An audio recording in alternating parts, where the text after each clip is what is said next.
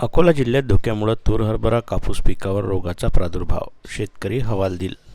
अकोला जिल्ह्यातल्या ग्रामीण भागात सकाळी दाट धुक्याची चादर पसरलेली पाहायला मिळाली. पडलेल्या धुक्यामुळे तूर हरभरा कापूस पिकावर रोगाचा प्रादुर्भाव झाला आहे. त्यामुळे या पिकांचं मोठं नुकसान झालं आहे. यामुळे शेतकरी हतबल झाला आहे.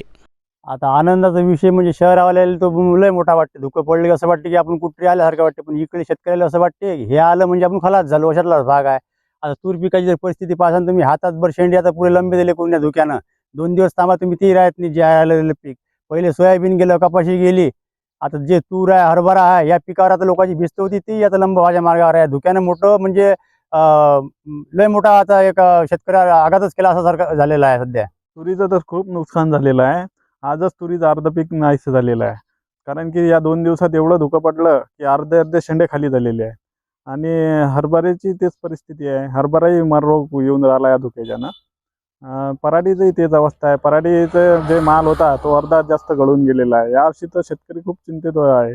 सोयाबीन तर पहिले काहीच नाही झाले. आता या रब्बी पिकावर होती थोडीशी आशा, तर तेही आज अर्ध गेलेलंच आहे.